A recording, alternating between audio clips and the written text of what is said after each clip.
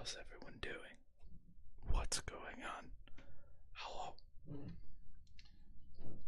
As always, introductions first. My name is Ren, and I am the Archsage Arcanum Exodius, our humble little library on this corner of the internet. Welcome, welcome, welcome. What are we doing? Well, glad you asked. Huzzah! Huzzah, huzzah, huzzah, huzzah. Ta-da! We will be reading The Hobbit tonight. So, let's get some music. Hopefully.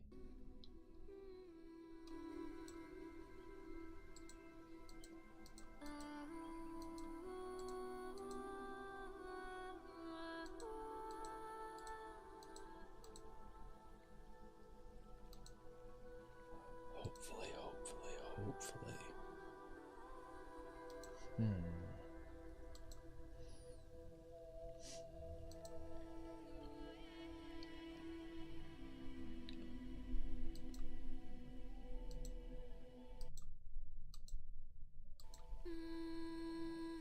Let's see. Hopefully no creepy chanting in the background. I'm hoping we don't have that.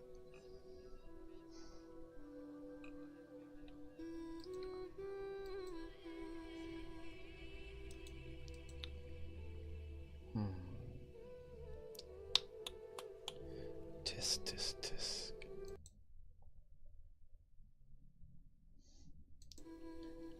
Tisk, tisk, tisk, tisk. Mask. The day does find me well. How does the day work for you? There's no creepy chanting this time around, right, Mask? Can you hear me just fine? Is everything good?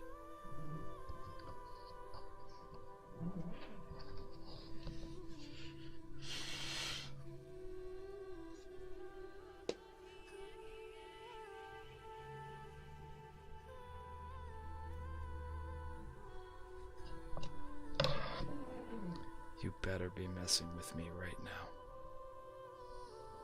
You better be messing with me. Sweet mercy.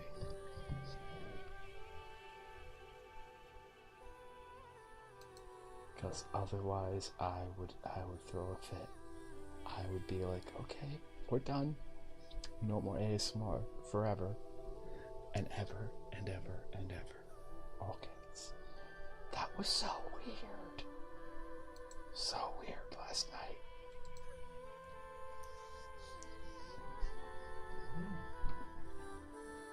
Okay. Is the music good? Are we good on the music here?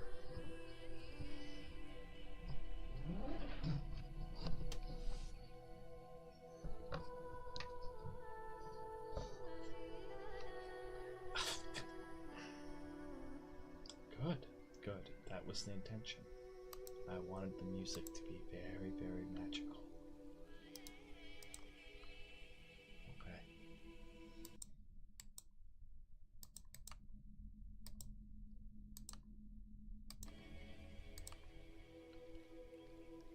I just want to make sure that it's not too loud.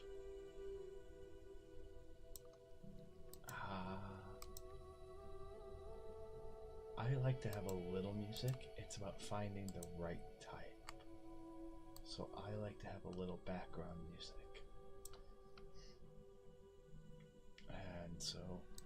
And I try to, because I'm an Archsage, I try to get some music that is more magically based. Okay. Music that kind of makes your mind drift away when you listen to it.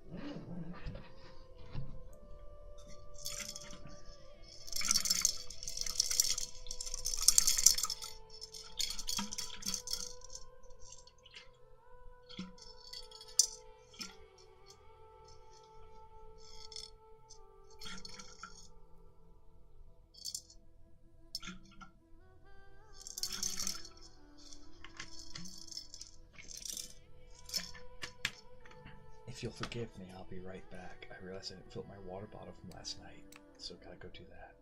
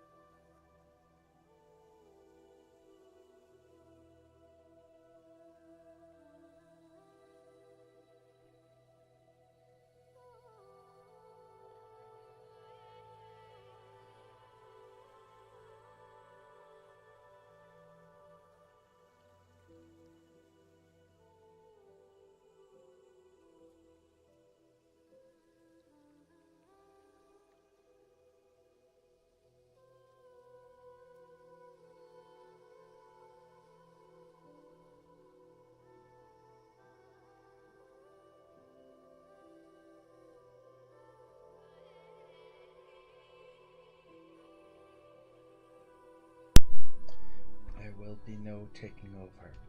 Absolutely not. Okay. Far off in the future, I might give the channel to someone if and, well, when I graduate. Something I've contemplated is that I would give the channel away. And so, well, it might not be me behind this, doing all of this. If it was someone that I could see doing a good job, then I wouldn't mind that.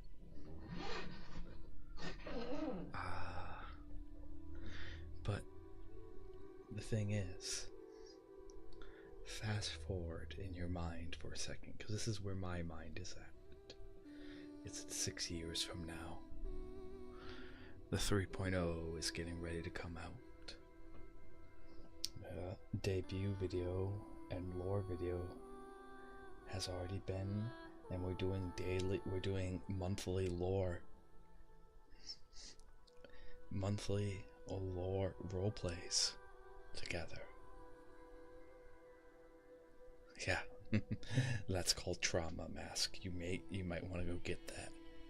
You might want to go get that examined. Alright, and so we're doing monthly roleplay together once a month, so I can tell the story that I've wanted to tell with this character. And there's a couple thousand people in chat now. There's not just one or two. Okay. And I owe a duty to them, those couple thousand. Just like I owe a duty to you guys now. I always try to do my best for you. I really do. But to make it so that the end, maybe that fractured brain Wi-Fi that you have tells you that you're a couple thousand people. But I always want to make it so that way at the end, when all is said and done, we land the plane gently, and that you guys are able to go on and live great lives. Alright, because being an Archsage isn't just it isn't just a title. Okay, it's a lifestyle. It's about teaching people and helping people, and about bringing people together so they can do greater things together. And I'd much rather there be another Archsage after me than I be the only ever one. Because, believe it or not, right now I am the current one. I am the only one on Twitch right now. I've checked. I actually have my Twitter. I have a picture saved of me being on a computer that I never used before. Googling ArchSage VTuber Twitter, ArchSage VTuber Twitch, and I was the only one that came up. Back when like that was a trend or something. Yeah, it's because everyone else is an archmage. They're not on my level.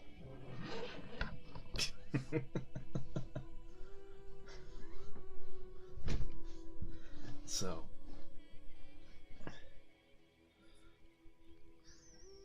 yeah. But that is neither here nor there.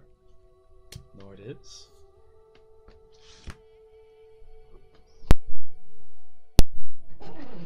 Also, we have some cool things coming down the pipe. Like my own theme song. We're working on that right now. Oh, Mask, that's nice. But I want you to take all that you just said and say it about yourself, because it's true. Mm-hmm. Mm-hmm.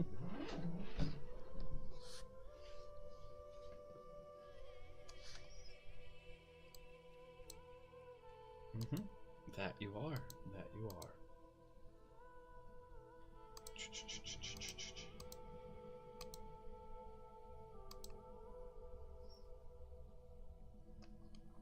Anyways, I need to find... That's the other thing. We need to have the artwork for the birthday and 1 year anniversary. Needs to be done. Need to find someone to do it. Oh, that'd be perfect. Haha. Found someone. Okay, we did it.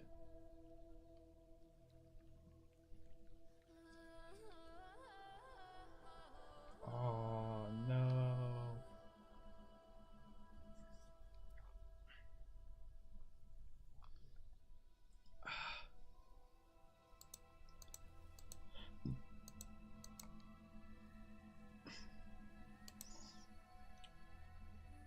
Oh, yes. Very humble. Very Mask.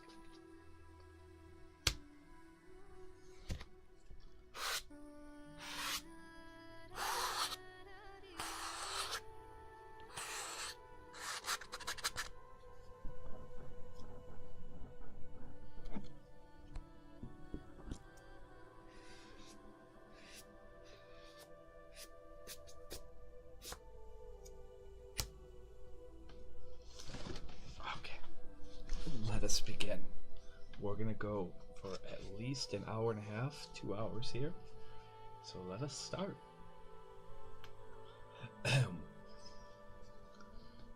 J.R.R. Tolkien, The Hobbit, An Unexpected Party, Chapter 1. In a hole in the ground, there lived a hobbit.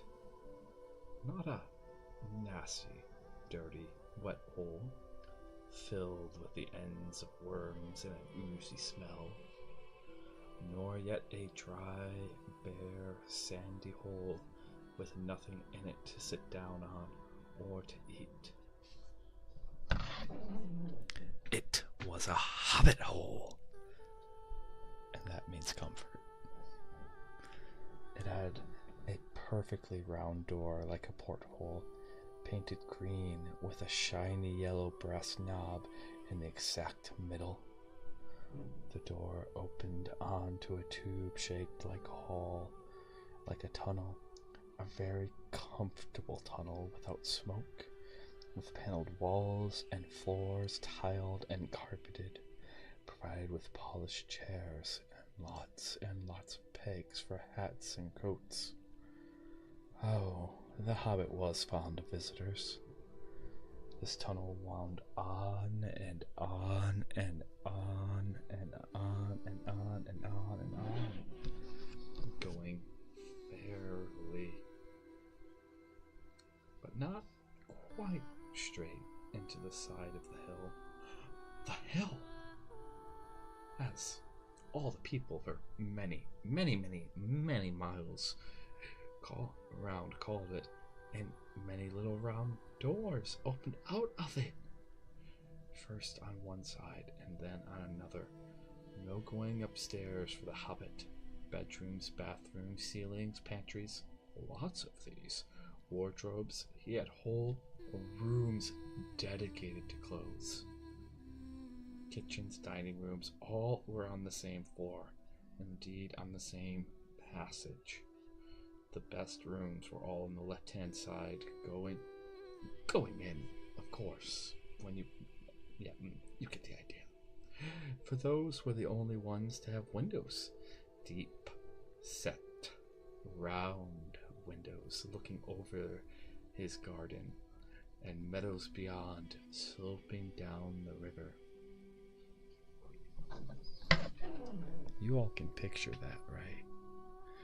That is such a portrait of like what the Hobbit hole looks like. It's so cool. Anyways, I'll try to keep the editorial comments down to the minimum, but I just... This Hobbit was a very well-to-do Hobbit, and his name was Baggins. The Bagginses had lived in the neighborhood of the hill for time out of mind, and people considered them very respectable. Not only because most of them were rich, but also because they never had any adventures or did anything unexpected. You could tell what a Baggins would say on any question without the bother of asking him. This is of a story of how a Baggins had an adventure and found himself doing and saying things altogether unexpected. Well, he may have lost the neighbor's respect, but oh, well, he gained. Well, you will see whether he gained anything in the end at all. The mother of our particular Hobbit. Oh, silly me. What is a Hobbit? I suppose Hobbits need some description nowadays, since they have become rare and shy of the big people, as they call us. They are, or sadly were, a little people about half our height and smaller than the bearded dwarves. Hobbits have no beards. There is little or no magic about them, except the ordinary everyday sort, which helps them to disappear quietly and quickly when large stupid folk like you and me come blundering along, making a noise like elephants which they can hear a mile off. They are inclined to be fat in the stomach. They dress in bright colors, chiefly green and yellow, wear no shoes because their feet grow naturally leathery soles and thick, warm brown hair like the stuff on their heads, which is curly. They have long, clever brown fingers, good-natured faces, and laugh deep, fruity laughs, especially after dinner, which they have twice a day when they can get it. Now, you know enough to go on with. As I was saying, the mother of this Hobbit, of Bilbo Baggins, that is, was the famous Belladonna Took, one of the 3 remarkable daughters of the old Took, head of the hobbits who lived across the water, the small river that ran at the foot of the hill. It was often said in other families that long ago one of the Took ancestors must have taken a Fey wife. That was, of course, absurd. But certainly there's something not entirely Hobbit-like about them.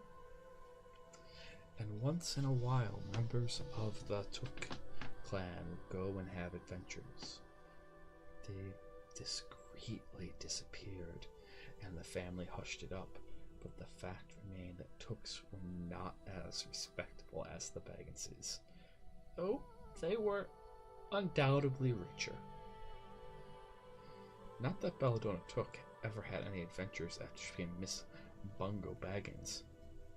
Bungo, that was Bilbo's father, built the most luxurious hobbit hole for her, and partly with her money.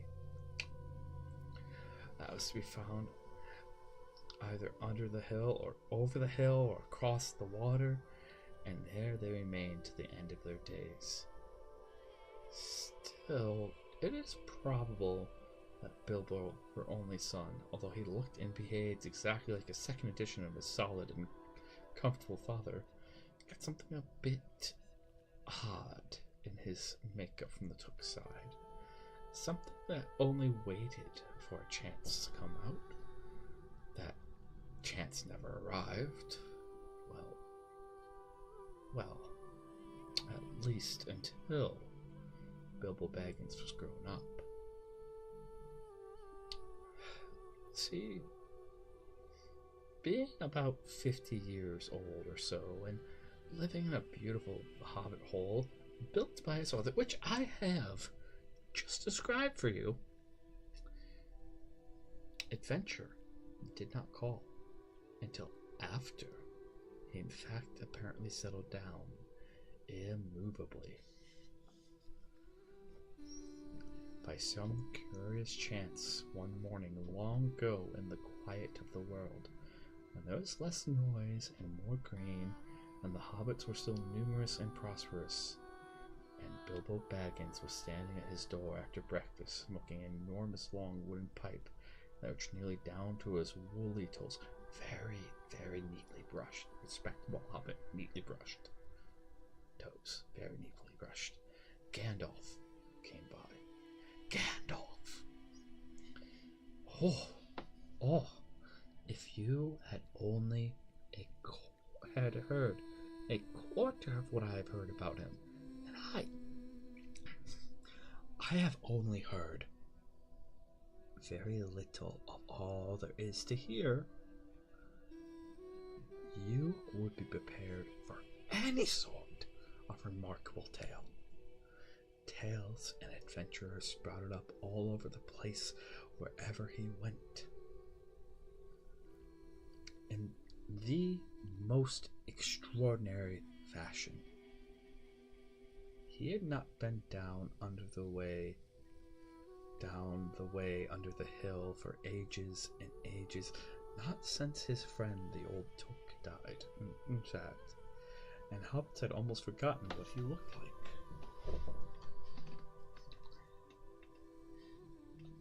He had been away over the hill and across the water on businesses of his own, since they were all small hobbit boys and hobbit girls. All that the unsuspecting Bilbo saw this morning was an old man with a staff. He had a tall painted blue hat, a long gray cloak, a silver scarf over which his long white beard hung down below his waist, and immense black boots. "Good morning," said Bilbo, and he meant it.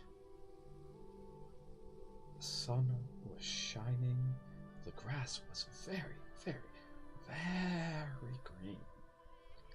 But Gandalf looked at him from under long, bushy eyebrows that stuck out further than the brim of his Shady's hat.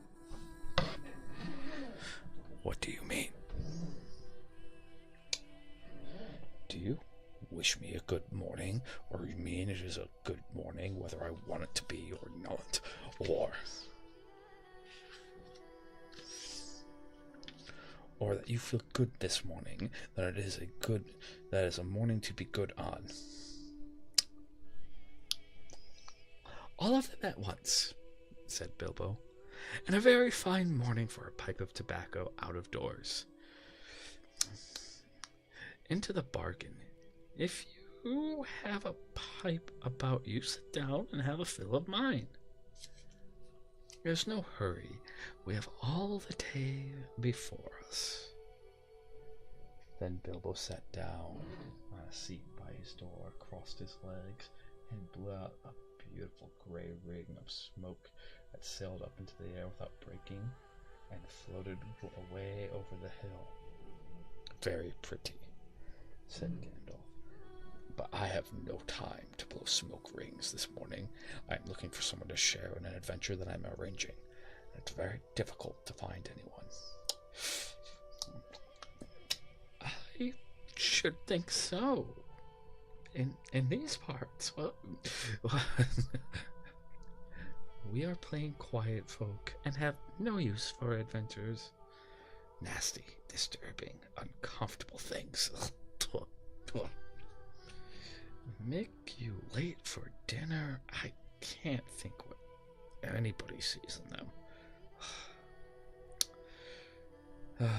Said our Mr. Baggins, and stuck one thumb behind his braces and blew out another, even bigger smoke ring.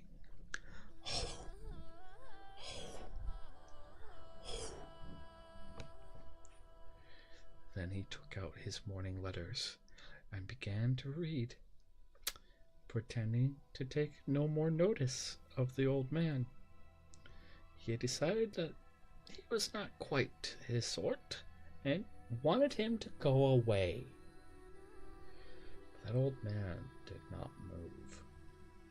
He stood leaning on his stick and gazing at the Hobbit without saying anything, till Bilbo got quite uncomfortable and even a little cross. Good morning, he said at last. We don't want any adventurers here. Thank you. You might try over the hill or across the water or anywhere but here, really. By this he meant the conversation was at an end. What a lot of things do you use good morning for? Said Gandalf. Now you mean that you want to get rid of me. And that won't be good until I move off. No, sir, you're mistaken. Not at all. Not at all. My dear sir, let me see. I don't think I know your name. Oh, yes, my dear sir. And I know your name, Mr. Bilbo Baggins. And you do know my name, though you don't remember that I belong to it. I am Gandalf, and Gandalf means me. To think that I should have lived to be good morninged by a Belladonna Took's son, as if I was selling buttons at the door. Gandalf. God, good gracious me. Oh, not the wandering wizened wizard who gave old Took a pair of magic diamond studs that fastened themselves and never came undone until ordered. Not the fellow who used to tell such wonderful tales at parties about dragons, goblins, and giants, and the rescues of princesses and the unexpected luck of window sons. Oh, not the man who used to make such particularly excellent fireworks. Yeah, I remember those. Old Tuck used to have them at Midsummer's Eve. Splendid. They used to go up like great lilies and snapdragons and laburnums of fire and hang in the twilight all evening. You will notice that Mr. Baggins was not quite so prosy as he'd like to believe. Also that he was very fond of flowers. Dear me, he went on. Not the Gandalf who was responsible for so many quiet lads and lasses going off into the blue for mad adventures. Anything from climbing trees to visiting elves, or sailing in ships, or sailing to other shores. Bless me, life used to be Why, I mean, you used to upset things badly in these parts once upon a time. I beg your pardon, but I had no idea you were still in business. Where else should I be? Said the wizard. All the same, I'm pleased to find you remember something about me. You seem to remember my fireworks kindly, at any rate, and that is not without hope. Indeed, for your old grandfather's took sake, and the sake of your poor Belladonna, I will give you what you asked for. I beg your pardon. I haven't asked for anything. Oh, yes, you have. Twice now. My pardon. I give it to you. In fact, I will go as far as to send you on this adventure. Very amusing for me. Very, very good for you. And profitable, too. Very likely, if you ever get over it. Sorry, I don't want to go on any adventure. Thank you. Not today. Good morning. But please come to tea anytime you'd like. Why not, tomorrow. Come tomorrow. Goodbye now.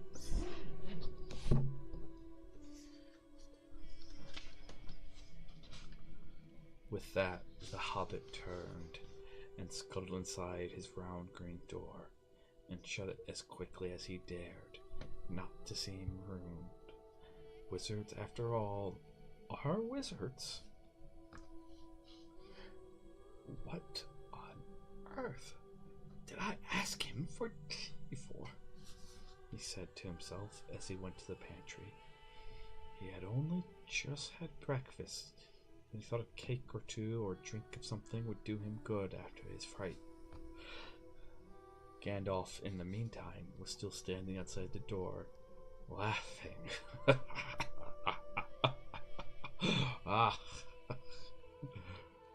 Long but quietly. Apparently Gandalf's part evil. Whoops. It's hard for me to do a raspy laugh without going into evil. It's very hard for me to be like, because like in my head I always pictured Gandalf to have like a raspy voice, but like as soon as I'm like raspy laugh, it goes. It's like oh wait, we're getting to evil. Whoops. Anyways,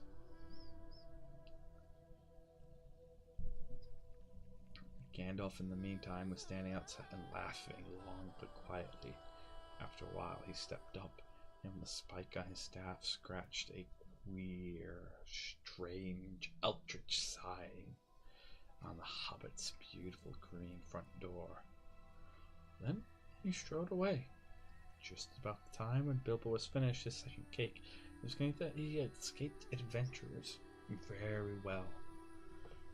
The next day he had almost forgotten about Gandalf. He did not remember things very well unless he put them on his engagement tablet. Like this. Gandalf, tea, Wednesday. Yesterday he had been too flustered to do anything of the kind.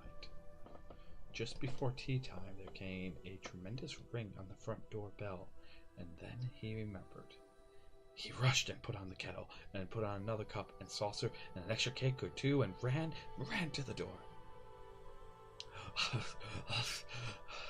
I am so sorry to keep you waiting, he was going to say, when he saw that it was not Gandalf. It was a dwarf with a blue beard tucked into a golden belt, and very bright eyes under his dark green hood. As soon as the door was opened, he pushed inside, just as if he'd been expected. He hung his hood cloak on the nearest peg, and Dwalin, at your service, he said with a low bow. Bilbo Baggins, at yours, said the hobbit, too surprised to ask any questions for the moment. When the silence that followed had become uncomfortable, he added, I am just about to take tea. Pray come and have some with me. A little stiff, perhaps, but he meant it kindly. And what would you do if an uninvited dwarf came and hung his things up on your hall without a word of explanation? So, tea sounds good right about now. I'm going to start our break a little early, just so I can go get some tea. And get some tea, get a snack. So, boom.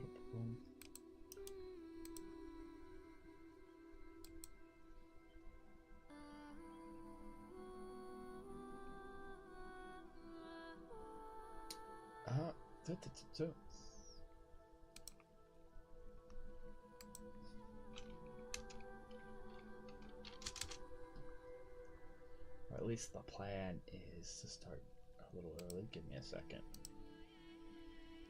We'll go.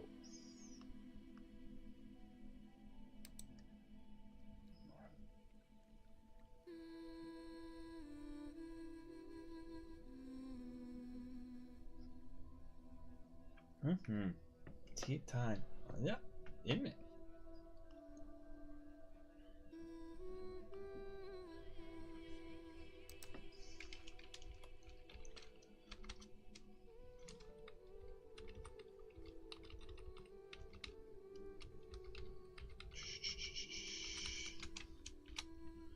Commercial 120, 180. Alright, we're gonna run a 3-minute break. Be back.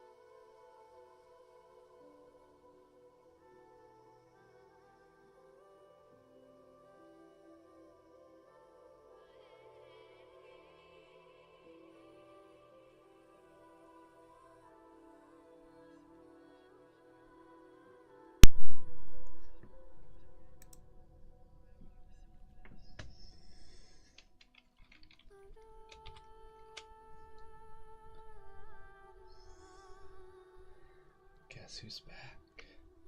And I have tea. We're gonna sit and chat for a little bit. Well, yeah, I got up, I got tea. Because the ad break's only 3 minutes long. So I try to keep to just those 3 minutes. I got up, I got some tea. I went to the bathroom. And now we're going to chat here for a little bit before we pick this back up. Just so I can have some time to sip my tea.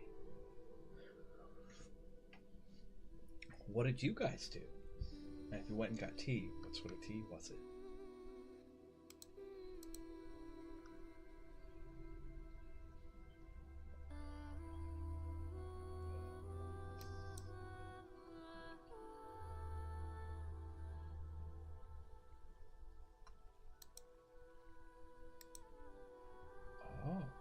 Oh.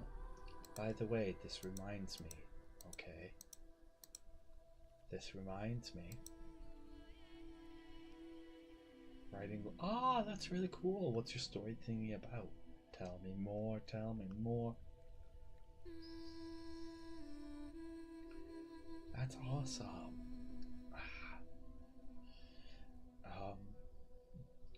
Make sure. I don't know. I love doing world building.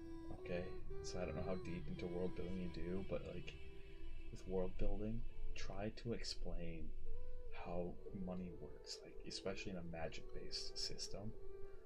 Okay, try to like really think deeply about those questions. If hypothetically you have a mage and they can just conjure money, then how does the economy work? But all that here. Nope. What are we doing?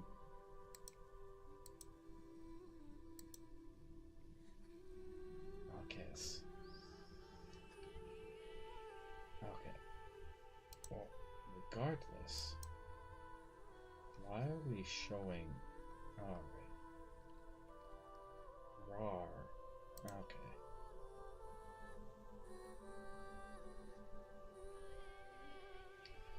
We're gonna do this. Hold on a hot second. I need this.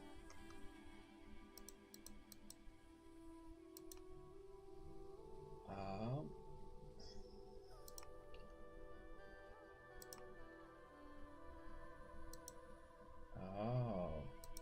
there we go. That explains it. Okay.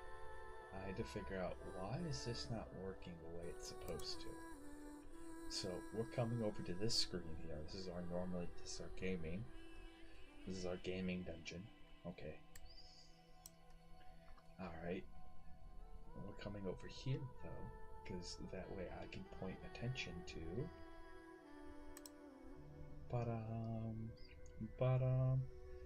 the ability that you guys have to unlock not safe for work, ruin artwork. Okay.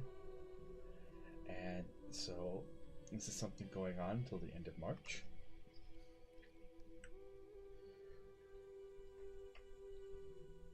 We're trying to get up to 500 followers, okay?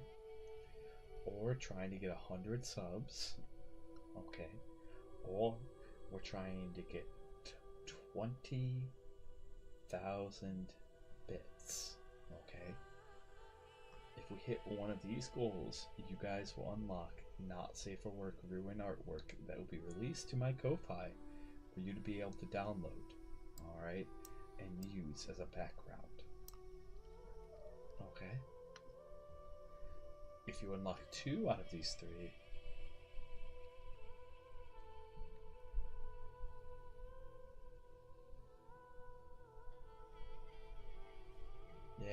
yeah. So if you guys unlock 2 out of these 3, and you can see the little thumbnail here. This is the little If you guys unlock 2 out of these 3, okay, you guys will get the moving version. There is an animated version of this artwork. It really stands up to all of the hype.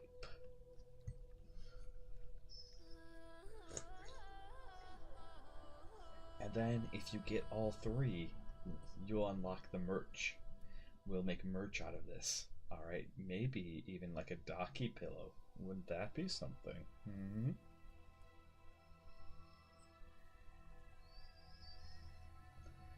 Alright. So again, we have to get to 500 followers by the end of March. We have to have either 100 subs, or we have to have 20,000 bits. Okay. Alright, those are the goals in order to unlock it. Now, I know what you guys are thinking. Well, let's say if we don't get there, what happens then? It's gone forever. Ever and ever. This is your one and only chance to unlock this. Okay? I'm not kidding when I say this is how we do things around here. I will take this, I will shove it in the artist closet, and it'll never come out. Ever. And instead, what I'll do with it instead, if you want to be really, really honest, I'll be really honest, because it would be a terrible waste of amazing artwork. So, what I would do instead, okay, is I would turn it into exclusive merch that would be given out to just only one person. Only one person at some point in the future. That's what would happen to it. If you guys don't unlock it so all of you can have it, then only one person can have it. Alright. So.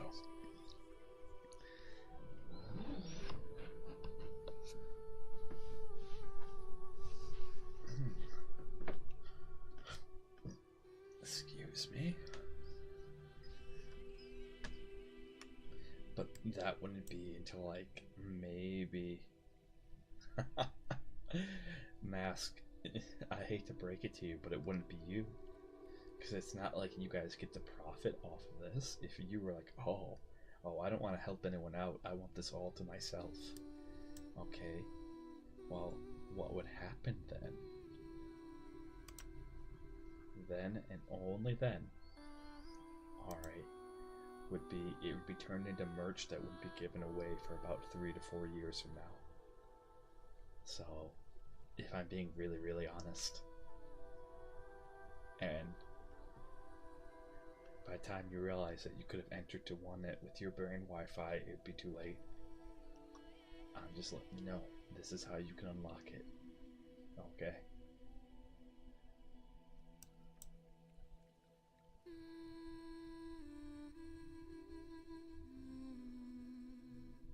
Cry all you want. Thus is the rules. Thus is the rules.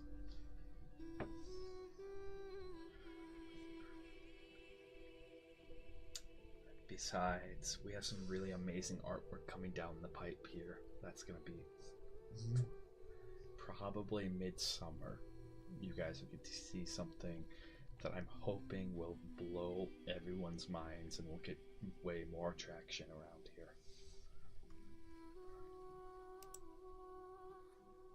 But doink.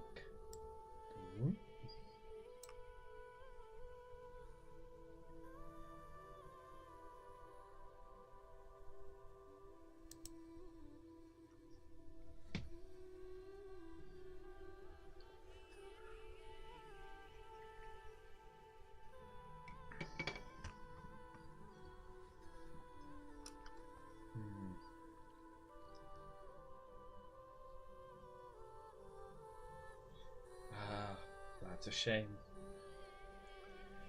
Well, what you do have, though, you might have 114 friends. Or, okay, even if you just have one friend, and then if that one friend has another friend, and then another one, and another, and another.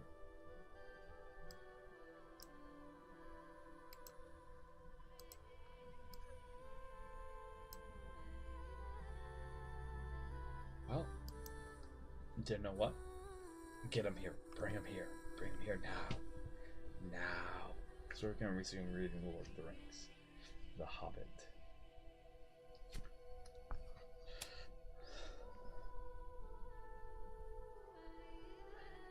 They had not been at the table long. In fact, they had hardly reached the third cake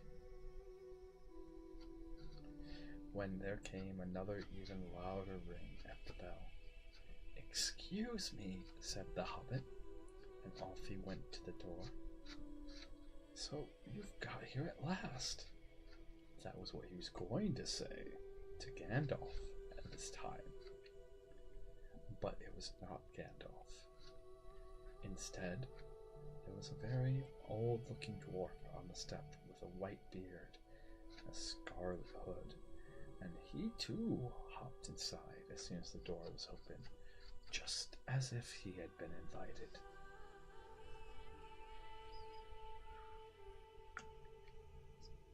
"I see they have begun to arrive already," he said when he caught sight of Dwarlin's green hood hanging up. He hung his red one next to it. "Barlin, at your service," he said with a hand on his breast. "Thank you," Bilbo said with a gasp. It's not the correct thing to say, but they have begun to arrive had flustered him badly. He liked visitors, but he liked to know them before they arrived, and he preferred to ask them himself. He had a horrible thought that the cakes might run short, and then he, as the host, he knew his duty and stuck to it however painful, he might have to go without. "Come along in and have some tea," he managed to say after taking a deep breath. "A little beer would suit you better, if it is all the same to you, my good sir," said Balin without the white beard. "But I don't mind some cake. Seed cake, if you have any." "What? What?" Bilbo found himself answering, to his own surprise, and he found himself scuttling off to the cellar to fill a pint beer mug, and to the pantry to fetch 2 beautiful round seed cakes, which he had baked that afternoon for his after-supper morsel. When he got back to Balin and Dwalin, they were talking at the table like old friends. As a matter of fact, they were brothers. Bilbo plumped down the beer and the cake in front of them when a loud came the ring at the bell again, and then another ring.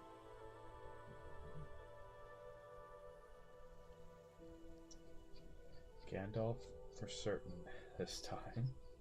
Gandalf for certain. Gandalf for certain, he thought as he puffed along the passage. But it was not. It was 2 more dwarves, both with blue hoods, silver belts, and yellow beards. Each of them carried a bag of tools and a spade. In they hopped as soon as the door began to open. Bilbo was hardly surprised at all. "What can I do for you, my dwarves?" "Tilly, at your service," said one.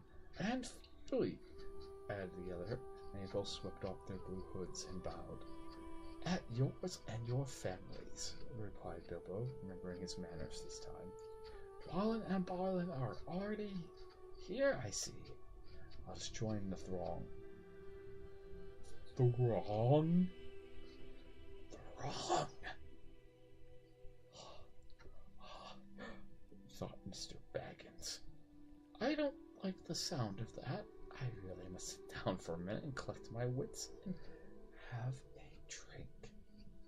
He had only just had a sip. Just a sip. In the corner, while the 4 dwarves sat round the table, talking about mines and gold and troubles with the goblins and the depredations of dragons and lots of other things which he did not understand and did not want to. Some too adventurous when ding dong a ling dong, ding dong a ling a dong, ding a ling a ling a dong, ding a ling a ling a dong. His bell rang again, as if some naughty little hobbit boy was trying to pull the handle off. Everyone, sip your tea. It's going to get interesting.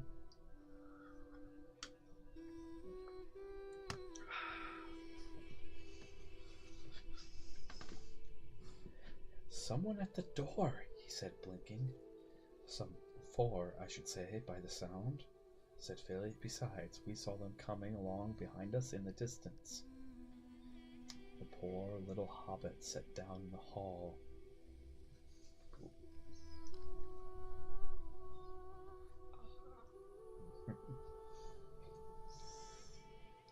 And put his head in his hands and wondered what had happened. Oh, be back.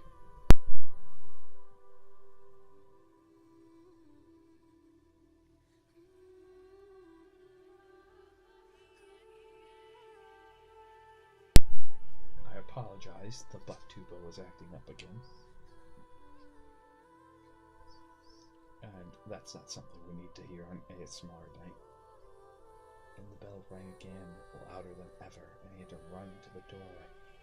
It was not 4 after all. It was 5. Another dwarf had come along while he was wandering in the hall.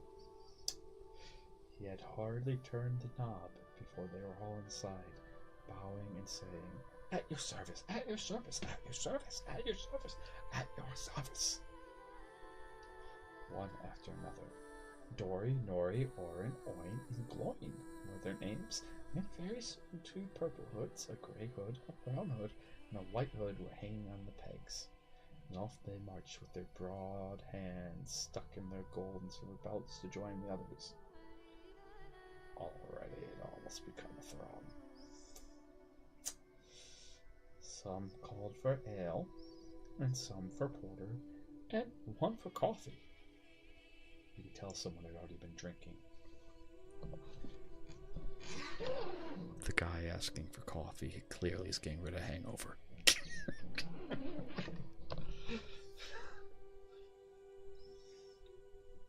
And all of them for cakes. So the hobbit was kept very busy for a while. A big jug of coffee had just been set in the hearth, and the seed cakes were gone, and the dwarf was starting a round of buttered scones, when there came a loud knock. Not a ring, but a hard on the hobbit's beautiful green door. Somebody was banging a stick. Bilbo rushed along the passage, very angry and altogether bewildered and bewildered. This was the most awkward Wednesday he ever remembered. He pulled open the door with a jerk, and they all fell in, one on top of the other. More dwarves, 4 more, and there was Gandalf behind, leaning on his staff and laughing. He had made quite a dent in the beautiful door. He had also, by the way, knocked up the secret mark that he had put there that morning before. Oh, Gandalf, that was stealthy. Carefully, carefully, he said. It's not like you, Bilbo, to keep friends waiting on the mat and then open the door like a pop gun. Let me introduce Bilford, Bolford, Bomber, and especially Thorin. At your service, said Bilford, Bolford, and Bomber, standing in a row. Then they held their 2 yellow hoods and a pale green one, and also a sky blue one with a long silver tassel. This last belonged to Thorin, an enormously important dwarf. In fact, no other than the great Thorin Oakenshield himself, who was not at all pleased at falling flat on Bilbo's mat with Bilford, Balfour, and Bombard on top of him. For one thing, Bombard was immensely fat and heavy. Thorin indeed was very haughty, and said nothing about service, but poor Mr. Baggins said he was sorry so many times that That at last he grunted, "Pray don't mention it," and stopped frowning. "Now, we are all here," said Gandalf, looking at the row of 13 hoods, the best detachable party hoods, and his own hang hat on the pegs. "Quite a merry gathering. I hope there is something left for the late comers to eat and drink." "What's that? Tea? No, thank you." "A little red wine, I think, for me." "And for me," said Thor. "Oh, I like that as Thorin's voice. I will try to keep it, but it's going to be hard. Also, because there's so many characters, like, it's going to be hard to do voices. Also, I have to sneeze.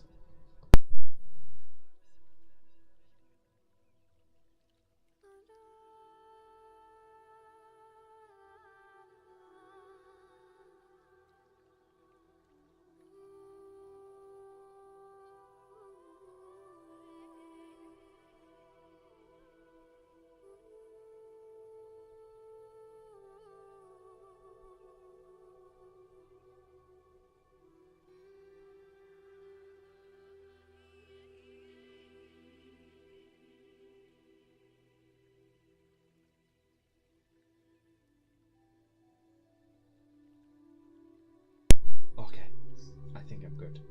That was quite the sneeze.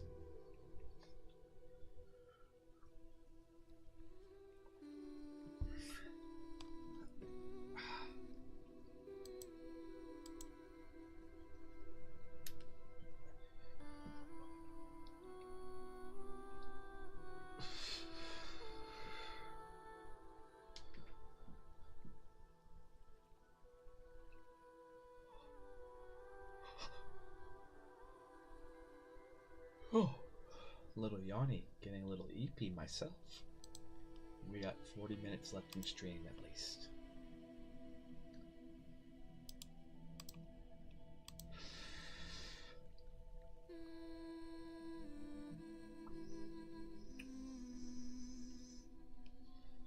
Okay.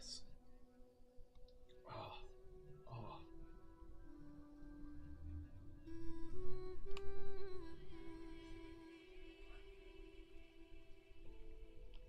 Alright. My hand was cramping. It was weird. But anywho. And raspberry jam and apple tarts at Bilfer, and mince pies and cheese at Beaufort, and pork pie and salads at Bombard. And more cakes and ale and coffee. If you don't mind, called the other dwarves through the door. Put on a few eggs. There's a good fellow. Gandalf called just after him, as the hobbit stumped off to the pantries. "And just bring out the cold chicken and pickles." Seems to know as much about the inside of my waters as I do myself, thought Mr. Baggins, who was feeling positively flummoxed, and was getting wondered whether a most wretched adventure had not come right into his house. By the time he got all the bottles and dishes and knives and forks and glass and plates and spoons and things piled up on big trays, he was getting very hot and red in the face and annoyed. "Confusticate and be bother these dwarves," he said out loud. "Why don't they come and lend a hand?" Lo and behold, there stood Balin and Dwalin at the door of the kitchen, and Philly and Killy behind them, and before he could say knife, they had whisked the trays and a couple of small tables into the parlor, and set out everything afresh. Gandalf sat at the head of the party, with the 13 dwarves all around, and Bilbo sat at the stool on the fireside, nibbling at a biscuit. His appetite was quite taken away, and trying to look as if this was all perfectly ordinary, not at least an adventure. The dwarves ate and ate and ate and talked, and time got on, and at last they pushed their chairs back, and Bilbo made a move to collect the plates and glasses. "I suppose you will all stay to supper," he said in his greatest unpressing tones. "Of course! Of course!" I can't. "Of course," said Thorin. "And after, we shan't get through the business till late. And we must have some music first. Now to clear up. Thereupon the 12 dwarves, not Thorin, he was too important, and stayed talking to Gandalf, jumped to their feet and made tall piles of all the things. Off they went, not waiting for trays, balancing columns of plates, each with a bottle on top with one hand, while the hobbit ran after them, squeaking with fright, "Please be careful! Please don't trouble, I can manage!" But the dwarves only started to sing. Chip the glasses and crack the plates, blunt the knives and bend the forks. That's what Bilbo Baggins hates. Smash the bottles and burn the corks. Cut the cloth and tread on the fat. Pour the milk on the pantry floor. Leave the bones on the mat. Splash the wine on every door. Dump the cracks in boiling brawl. Pound them up with the thumping pole. And when you finish vending your hole, send them down the hall to roll. That's what Bilbo's Baggins hates. So carefully with the plates. If you ever see the movie version of this, the movie version of this song is absolutely great, and I think they did an amazing job. I really do it. Oh, no you don't.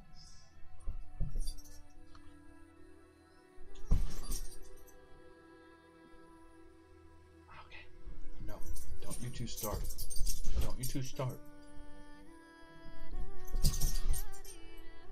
What you're hearing right now behind me is my two huskies deciding now would be a good time to have a wrestling match. So, this is me sipping my tea. Of course, they did none of those dreadful things. And everything was cleaned and put away safely. Come on now, Sahara. Come on. There's a half hour left until stream's over. Can we wait till then? Yes, we can. That's what I just heard. Aha!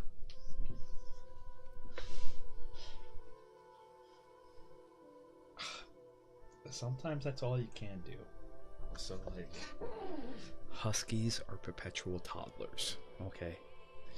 And so if they decide to wrestle, and as long as they're not breaking anything or like doing anything wrong, it's kind of like little kids. If the little kids want to wrestle and wear themselves out, and as long as they're not hurting themselves or breaking anything, you let them.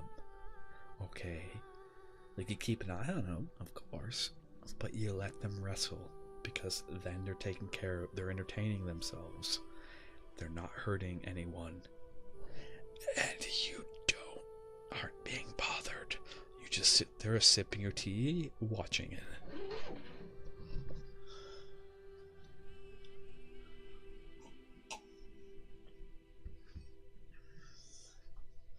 And of course, they did none of these dreadful things, and everything was cleaned and put away as quick as lightning, while the hobbit was turning round and round in the middle of the kitchen trying to see what they were doing. Then they went back and found Thorin with his feet on the fender smoking a pipe. He was blowing the most enormous smoke rings, and wherever he told one to go, it went. Up the chimney, or behind the clock on the mantelpiece, or under the table, or round and round the ceiling, but wherever it went, it was not quick enough to escape Gandalf. Pop! He sent a smaller smoke ring from a short clay pipe straight through each of one of Thorin's. Then Gandalf's smoke rings would go green and come back to hover over the wizard's head. He had a cloud of them about him already. And in the dim light, it made him look strange and sorcerous. Bilbo stood still and watched. He loved smoke rings, and then he blushed to think how proud he had been yesterday morning on the smoke rings he had sent up the wind over the hill. Now for some sighing music, said Thorin. Bring out the instruments! Killy and Philly rushed for their bags and brought back little fiddles. Dora, Nori, and Ori brought flutes from somewhere inside the courts. Bombar produced a drum from the hall. Bilfer and Brofar went out too, and came back with clarinets they had left among the walking sticks. Dwarlin and Balin said, Excuse me, I left mine on the porch. Just bring mine in with you, said Thorin. They came back with viols as big as themselves and with Thorin's harp wrapped in a green cloth. It was a beautiful golden harp. When Thorin struck it, the music began all at once, so sudden and sweet that Bilbo forgot everything else and was swept away into dark lands under strange moons, far over the water and very far from his hobbit hole under the hill. The dark came to the room from the little window that opened. Oh, okay. Here you go, boy. You gotta make a choice, though. It's in or out. Because once you go out, I'm closing the door on you. I love you too, Bandit, but now's not the time. Okay.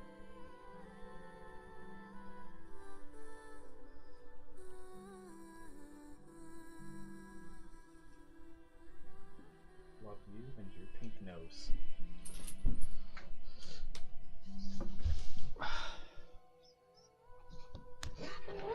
Fun science fact about dogs, especially about winter dogs. Okay. Some winter dogs, their noses will turn pink when they're exposed to cold. We don't have any idea why. Alright, and they'll go back to being black when it's sufficiently hot enough. It's actually really kind of cool. Alright. But then it gets even kind of weirder. As they get older, their noses will turn pink, but they won't turn back. It's like they lose the ability for their nose to turn back. I actually have pictures of Bandit when he was younger, because his nose is pink now, and it's permanently pink. But when he was younger, his nose was all black, and it would turn pink during the winter and then go back to being black. Then a couple of years ago, it stopped going back. Yeah. I know, right? It's really cool. We have no idea why it happens. But it's something that happens to like winter dog breeds. Not just like huskies, but like dog breeds that kind of come from like colder climate. Oh yeah, he's fine. He's absolutely fine. It's not anything bad, it's normal. It just means that he's old. It's the official, like, in huskies, the official "you're old" light coming on is when their noses turn pink. That's their official, you are now old. They don't get wrinkles, okay? They don't slow down. It's their nose turns pink. So maybe, Mask, if your nose turns pink, alright, that's your old sign.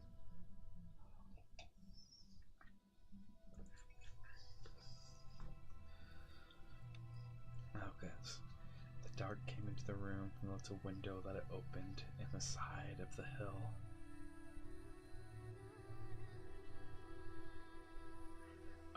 Skibbity means just random nonsense. Ohio is lower class, usually depending on the context, or trash. So like one interpretation of that, Skibbity Ohio, would be nonsense trash. Okay, because Ohio gets memed on for I mean, yeah. Yep. I had to learn these things when I became a VTuber. I had to learn.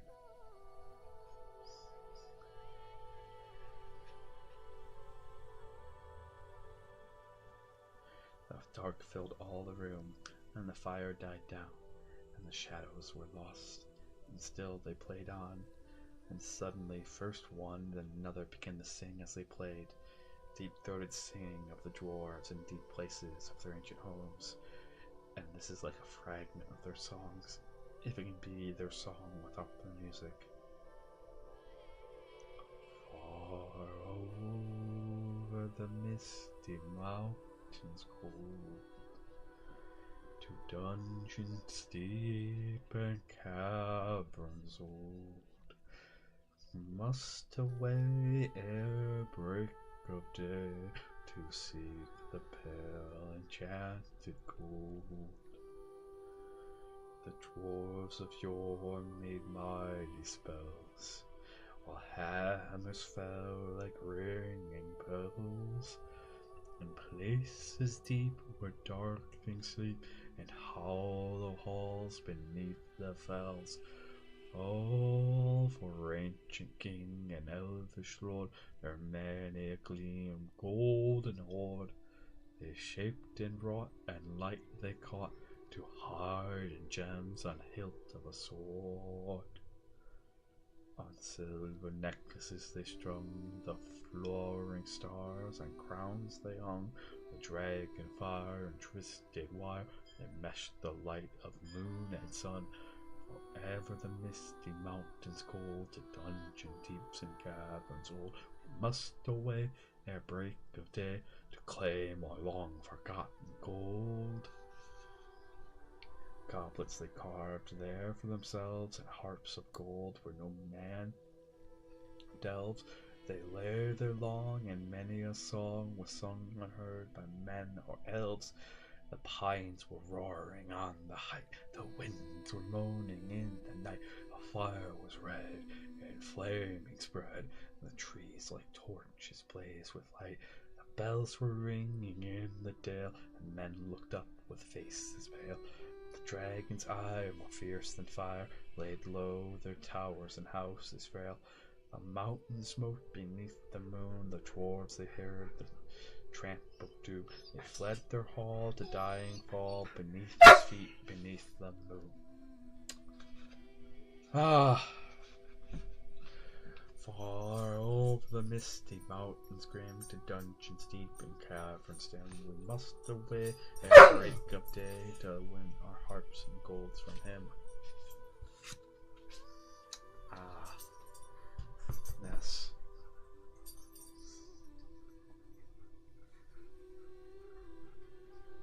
Okay, are you staying in? Because I gotta close the door. Okay.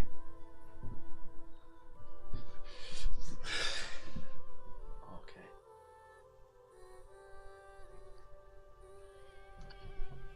One second.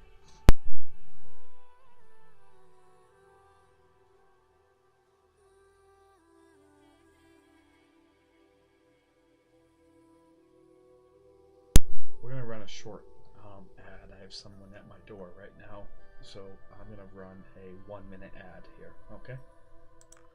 Oops. There we go. Bandit, bandit. Oh my goodness. Bandit, bandit. Enough.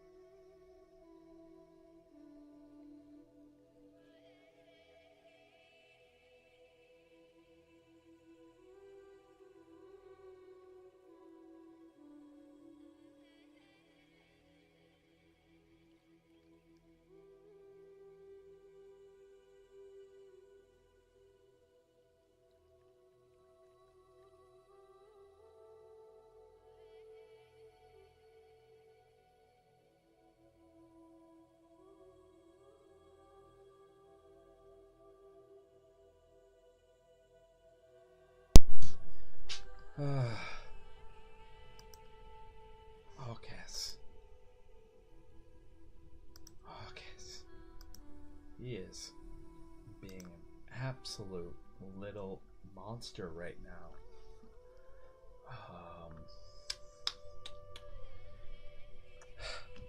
We got 16 pages in. Unfortunately, it is hard to do ASMR with a husky at times, and I'm not going to give you guys husky ASMR for free. Okay, you gotta pay for that, so you don't get free husky ASMR. Ah. Bandit, I just got done telling you they have to pay for that. Don't you turn around and make me a liar, okay? pay for it.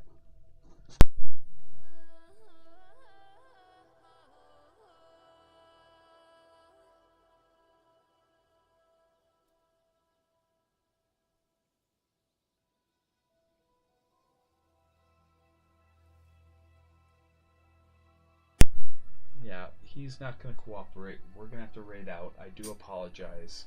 We will be back tomorrow, same time. We'll continue from there. Okay? But right now, I have a husky who is intent on making his problem my problem, whatever that problem might be. So, I apologize.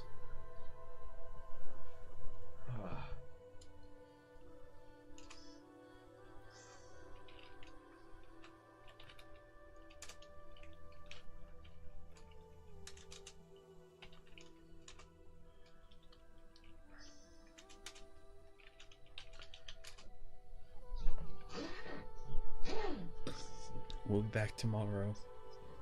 Hopefully we'll get the whole 2 hours in. I apologize. I gotta take care of Bandit, and he always comes first. So, alright. And so, unfortunately, my stream manager has decided that stream is over. And so, we're gonna go say hi to you. Be kind to her. She is my second favorite Lotus. She is a wonderful person. And let's go say hi to her right now. And I'll catch you.